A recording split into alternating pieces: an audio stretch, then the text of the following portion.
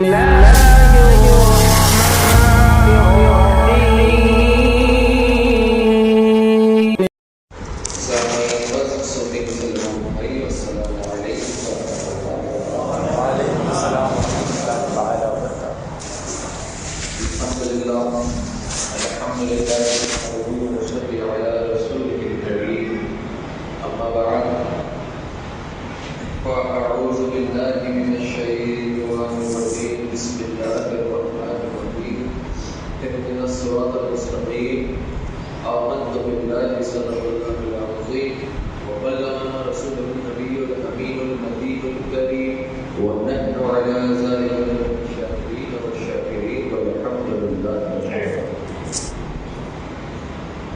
محترم، حدیث پاک میں آیا، حضرت عبداللہ بن مسعود رضی اللہ تعالیٰ عنہ سے روایت ہے، سرکار نے فرمایا وہ شخص قیامت کے دن میرے سب سے زیادہ قریب ہوگا۔ کیا فرمایا؟ وہ شخص قیامت کے دن میرے سب سے زیادہ قریب ہوگا۔ کون؟ جس نے سب سے زیادہ مجھ پر درود آئیے ہمارا سب سے پہلے مصطفیٰ جان رحمت شفاعت مظہر ہدایت سرکار مدینہ سرکار دو جہاں جناب احمد مصطفیٰ محمد مصطفیٰ حضور صلی اللہ علیہ وسلم کی بارگاہ میں جھوک جھوک کر لوگوں کو چوم کر عاشقانہ انداز میں درود پاک پیش کریں۔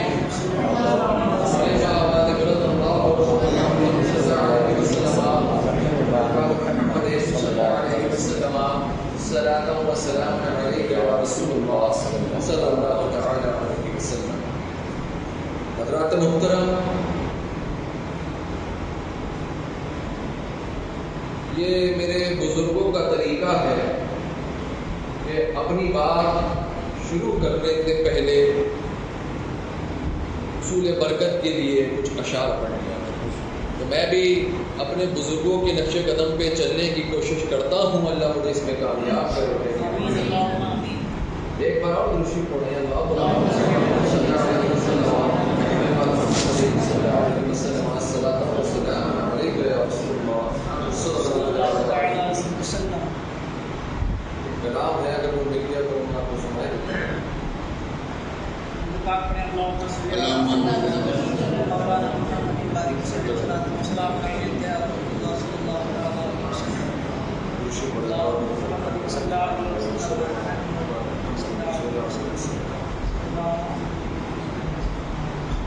بڑا میرا دل ہے، مجھے اچھا لگتا ہے کہ مل جاتا ہے تو آپ کو سناتا ہوں۔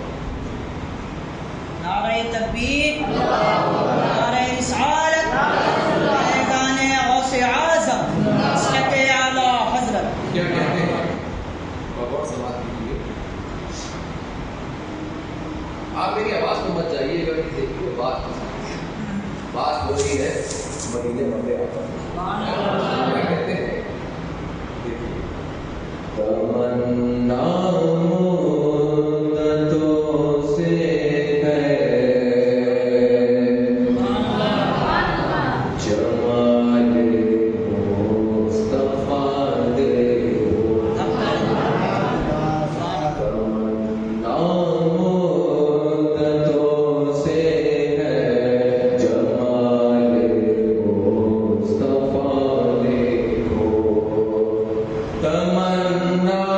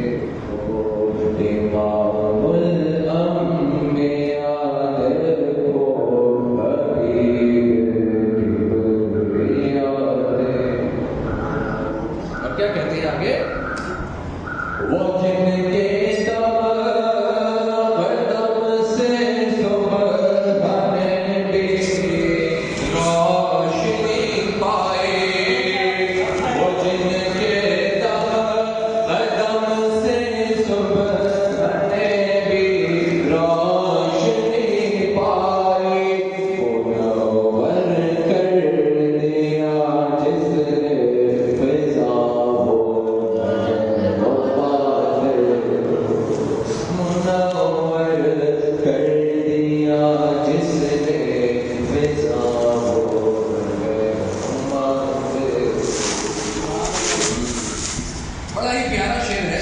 کہتے ہیں قدم باہر مدینے سے تصور میں مدینہ ہے. قدم باہر مدینے سے تصور میں مدینہ ہے. الہی یا الہی الہی یا الہی عظمتوں کی ارتقا. الہی یا الہی عظمتوں کی ارتقا سے کبھی ہو حسن کی محفل کبھی ہو شوق کا منظر کبھی ہو حسن کی محفل کبھی ہو شوق کا منظر کبھی آنسو کی زنجیروں کبھی آنسو کی زنجیروں پہ عاشقی صدا دیکھو. کبھی عاشقی زنجیر کبھی آنسو کی زنجیروں پہ عاشقی صدا دیکھو. آخری شعر سماعت فرمائیں. درے جنت پہ حاضر ہو رسول پاک کے ہمراہ. درے جنت پہ حاضر ہو رسول پاک کے ہمراہ. شفاعت کا یہ منظر کیا خدایا میں رضا دیکھو. شفاعت کا یہ منظر یا خدایا میں رضا دیکھو. مدتوں سے ہے جمال مصطفیٰ دیکھو. حبیب کبریا دیکھو. امام کبریا دیکھو.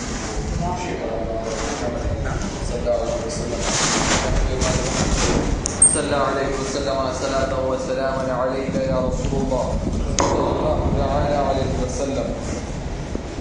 حضرات محترم، امام عشق و محبت حضور اعلیٰ حضرت، امام عشق و محبت حضور اعلیٰ حضرت عشق مصطفیٰ صلی اللہ تعالی علیہ وسلم نے خود لگاتے ہوئے فرماتے ہیں اللہ کی سرتاب قدم شان ہے. کیا فرماتے ہیں؟ اللہ کی سرتاب قدم شان ہے. انسان ہی انسان وہ انسان ہے. اور قرآن تو ایمان بتاتا ہے اور ایمان یہ کہتا ہے میری جان. حضرات محترم، امام عشق و محبت حضور اعلیٰ حضرت استاد رسول کا رد کرتے ہوئے میں دوسرے کلام میں کچھ یوں ارشاد فرماتے ہیں کہ وہ جو نہ تھے تو کچھ نہ تھا. ایک استاد رسول کہتے ہیں نا کہ معاذ اللہ سرکار مر کی مٹی میں گر گئے. کہیے معاذ اللہ صبح معاذ اللہ. لیکن امام عشق و محبت کیا کہتے ہیں رد کرتے ہوئے؟ فرماتے ہیں تم کہتے ہو کہ معاذ اللہ استاد رسول کہتا ہے کہ سرکار مر کی مٹی میں گر گئے معاذ اللہ صبح معاذ اللہ. لیکن ہمارا عقیدہ کیا ہے کہ وہ جو نہ تھے تو کچھ نہ تھا. وہ جو نہ ہو تو کچھ نہ ہو. یہ زمین آسمان، یہ چاند سورج ستارے، یہ در و دیوار، یہ جو سب کچھ ہے یہ اللہ تعالیٰ نے جو کچھ بنایا مصطفیٰ جان رحمت کے خاطر بنایا ہے. یعنی تو حضور تاج الشریعہ کہتے ہیں کہ آپ کی خاطر بنائے دو جہاں. آپ کی خاطر بنائے دو جہاں. اپنی خاطر جو بنایا آپ ہے. امام عشق و محبت رد کرتے ہوئے استاد رسول کا فرماتے ہیں وہ جو نہ تھے تو کچھ نہ تھا. وہ جو نہ ہو تو کچھ نہ ہو. ارے جان ہے وہ جہان کی، جان ہے تو جہان ہے. سرکار کی جان ہے سرکار نہ تھے تو کچھ تھا ہی نہیں، اور سرکار تم کہتے ہو نہیں ہے، اگر وہ نہ ہوتے تو کچھ نہ ہوتا۔ ارے جان ہے وہ جہان کی، جان ہے وہ جہان ہے۔ یہ اعلیٰ حضرت کی شاعری کا عالم ہے، اور جو ہے ہدایت بخشش کا عالم ہے۔ یہ ہدایت بخشش ہے، ایسا زبردست اعلیٰ حضرت نے اس میں اللہ اور اس کے رسول کے عشق میں ڈوب کر کلام لکھے کہ آج اچھے سے اچھا بڑے سے بڑا عالم جو ہے آسانی سے سمجھ نہ پائے، آسانی سے سمجھ نہ پائے، اور بہت سے لوگ کلام کی شرح بیان کرتے میں غلطی کر جاتے ہیں۔ ہم کیوں جھوٹ بولیں؟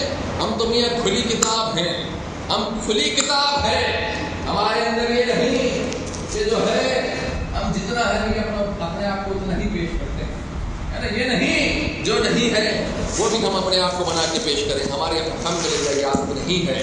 ایک بار ہم سے بھی غلطی ہو گئی تھی اعلیٰ حضرت کے کلام کی شرح، ہم بھی نہیں سمجھ پائے تھے کہ اعلیٰ حضرت کیا کہنا چاہتے ہیں، ہم بھی نہیں سمجھ پائے، لیکن اعلیٰ حضرت کا فیضان اعلیٰ حضرت نے بعد میں وہ بھی سمجھا دیا، بعد میں وہ بھی سمجھا دیا۔ یہ اعلیٰ حضرت کی ہدایت بخشش کا عالم ہے۔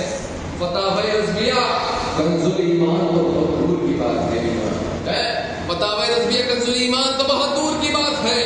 اب دیکھیے اعلیٰ حضرت کی شاعری ایسی کہ اعلیٰ حضرت نے سرکار کے زمانے کا کوئی واقعہ سنا،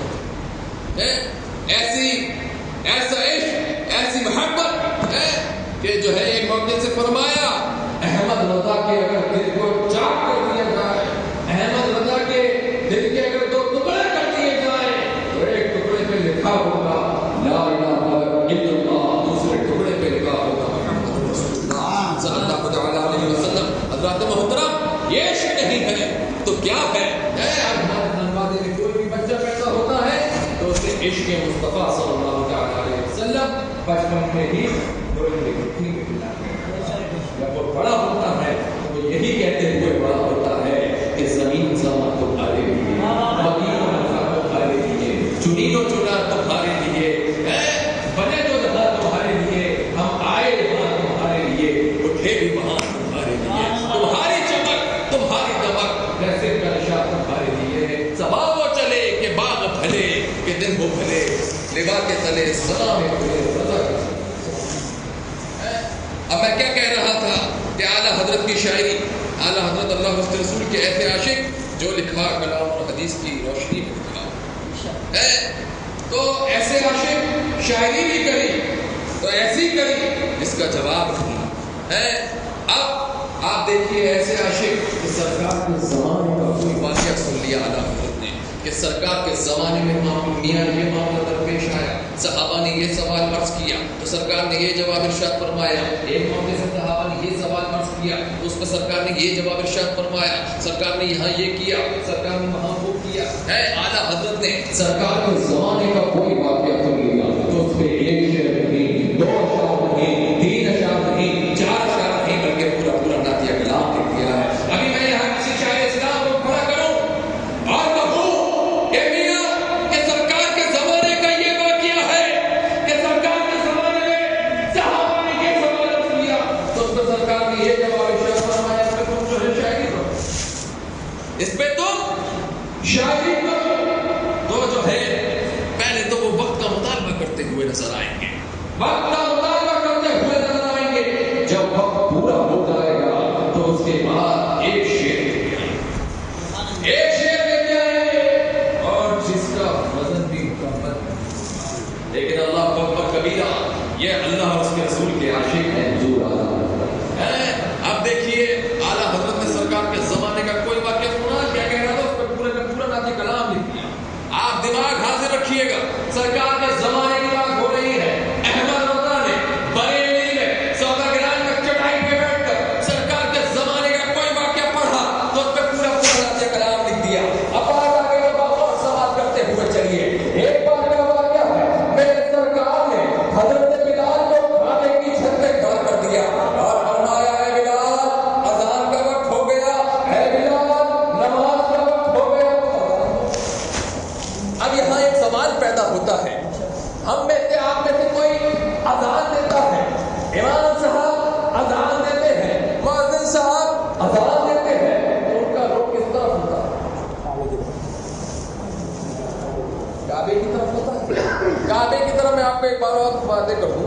کہ کعبے کی طرف رخ کر کے اذان دینا یہ مستحب ہے، فرض و واجب نہیں ہے، لیکن وہ صحابہ ہیں، کہاں مستحب کو بھی ترک کریں گے؟ وہ مستحب کو بھی ترک نہیں کیا کرتے۔ جب بھی اذان دی حضرت بلال نے کعبے کی طرف رخ کر کے اذان دی، سرکار نے دوبارہ فرمایا ہے بلال اذان کا وقت ہو گیا، ہو اذان دو۔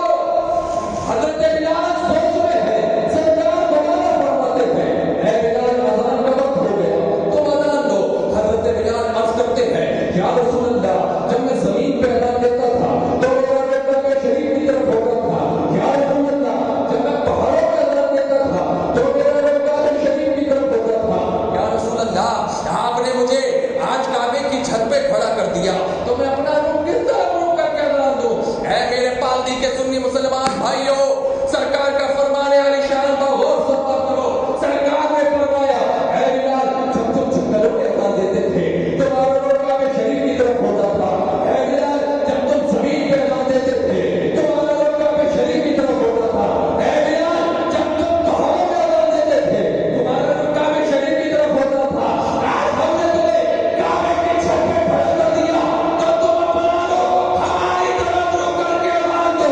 جب اس واقعے میں اعلیٰ حضرت کی نگاہ جاتی ہے تو فرماتے ہیں حاجیوں آؤ، شہنشاہ کا روزہ دیکھو، ہمارا دیکھ چکے کعبے کا کعبہ دیکھو، اور غور سے تم روزہ کعبے سے آتی ہے خدا میری آنکھوں سے میرے پیارے کا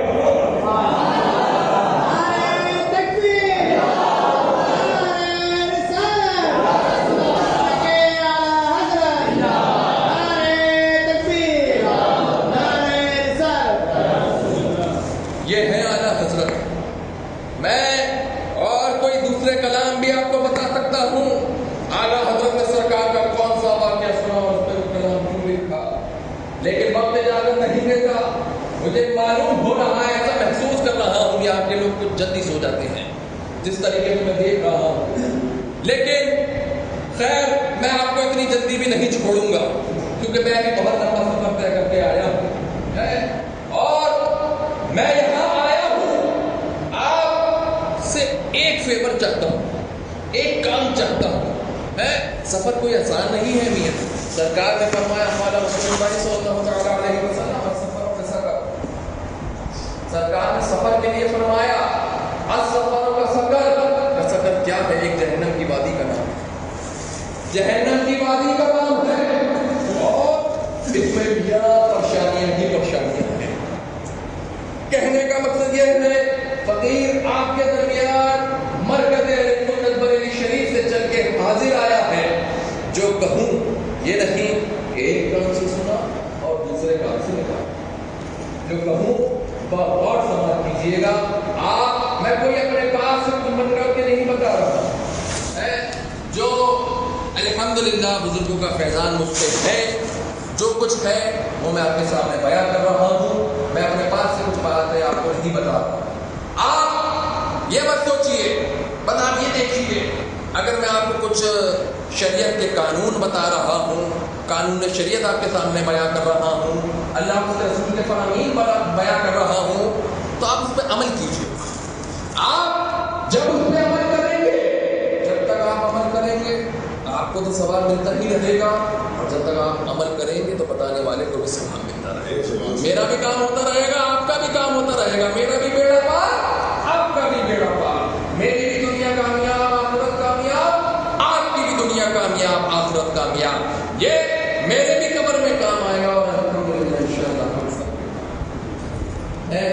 حضرات محترم، یہ ہے اعلیٰ حضرت۔ آج کل میاں بہت سے لوگوں کے پیٹ میں درد ہوتا ہے کہ میاں تب تو حضرت، فلاں حضرت، بڑے بڑے حضرت، یہ بڑے آئے اعلیٰ حضرت، یہ بڑے آئے اعلیٰ حضرت۔ ارے اعلیٰ حضرت کا لقب کوئی ہمارے خانوادے کے بزرگان دین نے تو دے نہیں دیا کہ لا اعلیٰ حضرت کا لقب سے اعلیٰ حضرت کے شہزادے حضور حجت الاسلام حضور مفتی اعظم عالم نے اعلیٰ حضرت کہا ہو، لا احمد رضا والد گرامی کو اعلیٰ حضرت کہہ دوں، لوگ مجھے بھی پہچاننے لگے، زمانے میں مجھے بھی شہرت حاصل ہو جائے، لوگ مجھے بھی اپنے یہاں بلانے لگے اور میرا بھی گھر بار چل आला हजरत का लक़ब कोई हुजूर अमीन शरीयत या ताज शरिया ने तो दे नहीं दिया कि लाओ मेरे दादा हैं हुजूर आला हजरत, मैं अहमद रजा की पहचान आला हजरत से कराओ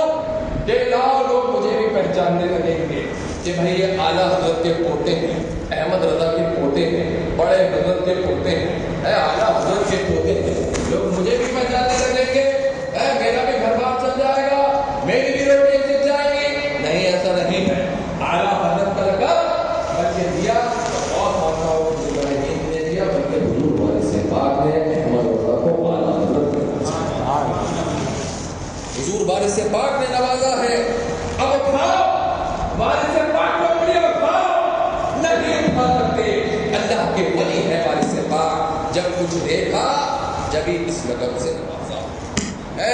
आजकल लोगों को, हमारे भाइयों को बहकाने की कोशिश की जाती है कि मियाँ 4 मसलक है, इमाम हसन का मसलक है, इमाम शाफी का मसलक, 4 मसलक है, हमने 4 मसलक सुने हैं, ये नया मसलक के आला हज़रत पाक में कहाँ से आ गया?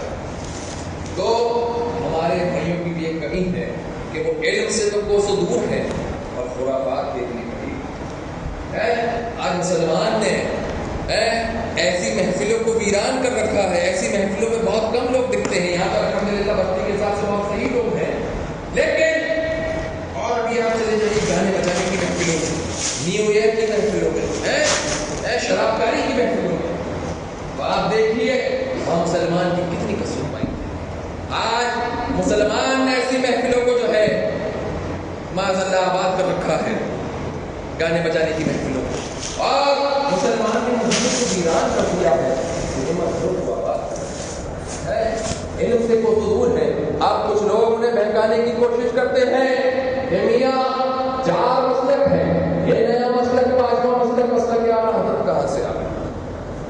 अगर आपको कोई इस जुमले में, इस धोखे भरे फरेब में लपेटने की कोशिश करे तो कह देना उससे ये मसलक आला हजरत कोई नया मसलक नहीं है, ये वही रास्ता है जो मुस्तफा रहमत का रास्ता है, ये वही रास्ता है जो खलीफा उमर हजरत अबू बकर सिद्दीक का रास्ता है, ये वही रास्ता है जो खलीफा दो हजरत उमर फारूक का रास्ता है, खलीफा दो हजरत उस्मान गनी का रास्ता है, सरकार के चौथे खलीफा हजरत अली का रास्ता है, हजरत इमाम हसन हजरत इमाम हुसैन का रास्ता है, जो हुजूर गौसे आज़म का रास्ता है, जो हजरत ख्वाजा गरीब नवाज का रास्ता है। उसी रास्ते को मेरे रज़ा ने भी अपना लिया।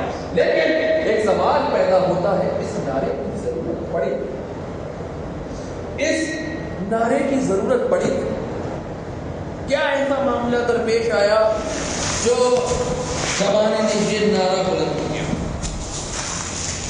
अब देखिए, मैं आपको एक मिसाल दूं। आप दुकान पे जाते थे और दुकान पे जाके कहते कि भाई मियाँ मुझे घी चाहिए, और दुकानदार का एकदम माइंड घी की तरफ जाता था और वो आपको घी लाके आपके सामने रखता था। लेकिन मैं देखिए ना घी की बुराई कर रहा हूँ ना देसी घी की बुराई, मैं आपको मिसाल पेश कर रहा हूँ। अब जब तक मार्केट में कोई लोकल माल नहीं था, डुप्लीकेट माल नहीं था, तो घी को घी के नाम से पहचाना जाता था।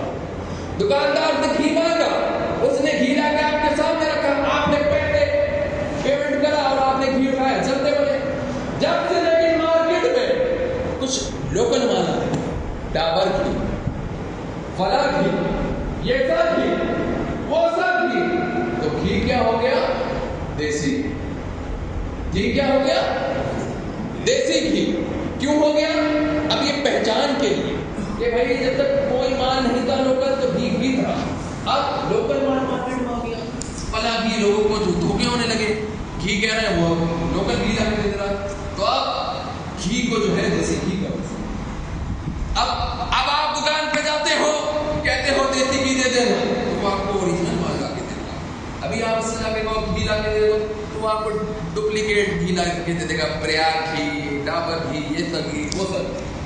यही वजह है जब ये मुस्ताफ़े रसूल हमारे सुन्नी मुसलमान भाइयों को अपने फरेब में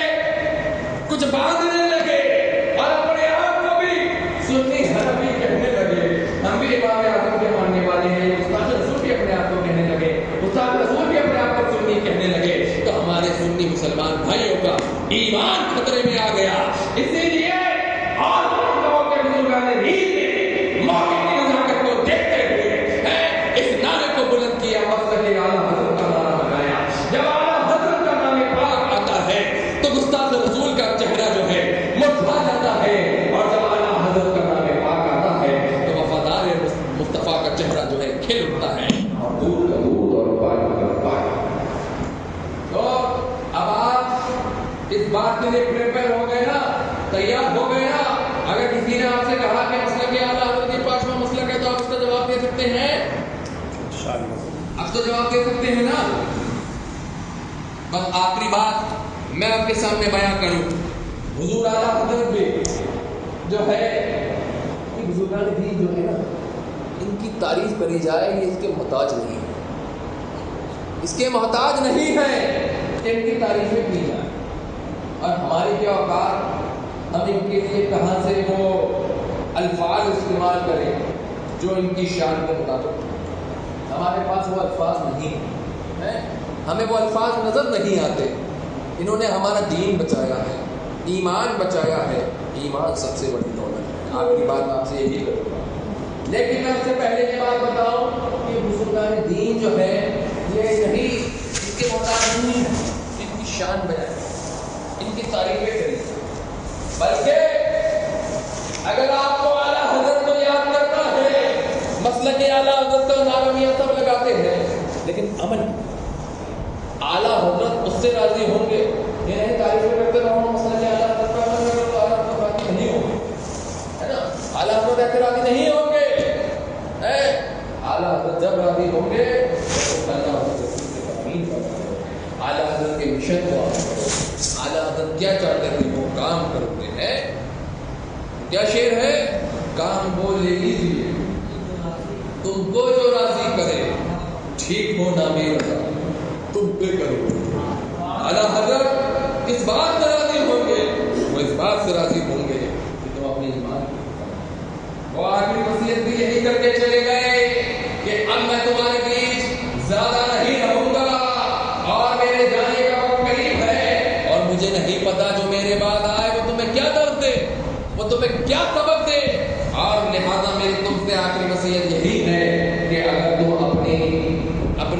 اپنی نسل میں بھی کوئی بدعقیدہ پاؤ، کوئی استاد رسول پاؤ، اسے اپنے اندر سے اس طریقے سے جدا کر دو جیسے کہ تم دودھ میں سے موتی کو نکال دیتے ہو۔ شریعہ فرماتے ہیں، کیا فرماتے ہیں؟ نبی سے جو ہو بیگانہ اسے دل سے جدا کر دیں، بے در مادر برادر مال جان سب ان پر فدا کر دیں۔ اور آج لیکن اب تم یہ دیکھو، اعلیٰ حضرت کی وصیت پہ عمل کرنے لائق ہو، اپنے گربان میں جھانکو، اعلیٰ حضرت کہہ رہے ہیں خدا نہ خواستہ کوئی تمہاری نسل میں بدعقیدہ پیدا ہو جائے، تم اسے اپنے اندر سے جدا کر دو جیسے دودھ میں سے مکھی کو نکال کے پھینک دیا کرتے ہو۔ کوئی ایسا کر سکتا ہے خدا نہ خواستہ؟ کسی کی کوئی اولاد اسلام سے خارج ہو جائے، ایمان سے ہاتھ دھو بیٹھے تو کیا اسے چھوڑ سکتے ہو؟ ہاتھ اٹھاؤ، کتنے لوگ چھوڑ سکتے ہیں؟ افسوس کی بات ہے، بہت افسوس کی بات ہے۔ مطلب کیا بات ہو رہی ہے آپ کو سمجھ نہیں آ رہا ہے، جو آپ کو نیند ستا رہی ہے۔ اگر آپ کی اللہ نہ کرے اولاد بے ایمان ہو جائے تو اسے آپ چھوڑو گے نہیں؟ چھوڑو گے؟ کہو انشاءاللہ اللہ نے چاہا کوئی بدعقیدہ نہیں پیدا ہوگا، ہے نا؟ اور کوئی بدعقیدہ پیدا نہیں ہوگا، انسان پیدا تو صحیح ہوتا ہے انشاءاللہ، کوئی ہماری نسل میں انشاءاللہ کوئی بدعقیدگی نہیں آئے گی، کیونکہ ہمارے دل پہ امام احمد رضا کا تالا لگا ہوا ہے نا، ہمارے دل پہ احمد رضا کا تالا لگا ہوا ہے، بدعقیدگی یہاں انٹر نہیں ہو سکتی ہے۔ اور دیکھا کیا جا رہا ہے، جو ہماری بہنیں تھیں، میں کل بھی یہ بات کہہ کے آیا، جو ہماری بہنیں تھیں اب نہیں ہیں، کیا کر رہی ہیں؟ غیر لوگوں کے ساتھ بھاگتی ہوئی نظر آ رہی ہیں، غیر لوگوں کے ساتھ بھاگتی ہوئی نظر آ رہی ہیں۔ یہ سب سوچی سمجھی سازش نہیں ہے، اور خدا نہ خواستہ کوئی اگر آپ کے یہاں ایسا معاملہ درپیش آئے تو امام صاحب سے رابطہ کیجیے، امام صاحب سے رابطہ کیجیے، ذمہ دار حضرات سے رابطہ کیجیے، اور خدا نہ خواستہ اگر کوئی ایسا کیس ہو گیا تو اللہ تعالیٰ کیا آپ کی بہت سخت پکڑ ہوگی، بہت سخت پکڑ ہوگی۔ آج جو ماں بہنیں بے پردہ گھوما رہے ہو تم، میاں یہ مت سوچو کہ ہم نے تو کہا مانی نہیں ہے۔ ایک عورت جب میدان محشر کے دن حساب کتاب ہوگا تو ایک عورت جو جہنم کا عذاب جس پہ ہوگا تو وہ بے پردگی کی وجہ سے ہوگا، تو وہ ذمہ دار میرا باپ بھی ہے، اس کا ذمہ دار میرا بھائی بھی ہے، اس کا ذمہ دار میرا بیٹا بھی ہے، اس کا ذمہ دار میرا شوہر بھی ہے، لہذا اس کو بھی جہنم کا عذاب کرا جائے۔ جو شوہر حاکم ہے، والد کی ذمہ داری ہے بیٹی پہ نگاہ رکھے، بھائی کی ذمہ داری ہے بہن پہ نگاہ رکھے، اور بیٹے کی ذمہ داری ہے اماں پہ نگاہ رکھے۔ اور سوچو بے پردگی کی وجہ سے جب اس پہ عذاب ہو سکتا ہے، اور کسی کی خدا ناخواستہ بیٹی اسلام سے خارج ہو گئی تو اس پہ کس طرح سخت عذاب ہوگا، وہ کس رنگی میں مارا جائے گا، اس بات کا جو ہے عقل کے لاکھوں نومیاں آج نہیں ان کی پتہ، آج مدد مانگ سے کل نہ مانیں گے قیامت میں۔ حضرات محترم، جب سوچیے ایک نبی کا بیٹا جب بگڑ گیا تو اس کے لیے کوئی تخفیف نہیں، اس کی بھی خیر نہیں ہے۔ جب علیہ السلام نے کہا عرض کیا مولا بیٹا ہے، مولا بیٹا ہے، اللہ تعالیٰ نے فرمایا یا نوح انہ لیس من اہلک، یہ تمہاری اہل میں سے نہیں، یہ تمہاری اہل میں سے نہیں۔ جب سوچو نبی کا بیٹا اگر ایمان سے اسلام سے خارج تو اس کی بھی خیر نہیں ہے، تو میاں تم کس پانی میں ہو، اس لیے اپنی بیٹیوں پر نظر رکھو، ایمان کی حفاظت کرو۔ آخری بات کرو اور آپ کے درمیان سے ایمان سب سے بڑی دولت ہے۔ ایمان کو سب سے بڑی دولت کیوں کہا گیا ہے؟ ایمان کو سب سے بڑی دولت اس لیے کہا گیا ہے کہ ہم سب جانتے ہیں کل نفس ذائقۃ الموت، ہر نفس کو موت کا مزہ چکھنا ہے۔ بہت مذہب ہے، طرح طرح کے مذہب ہیں، لیکن الحمدللہ سچا مذہب اسلام کہتا ہے کہ کل نفس ذائقۃ الموت، اللہ تعالیٰ فرماتا ہے کل نفس ذائقۃ الموت، ہر نفس کو موت کا مزہ چکھنا ہے، جس نے سانس لی اس کو جانا ہے۔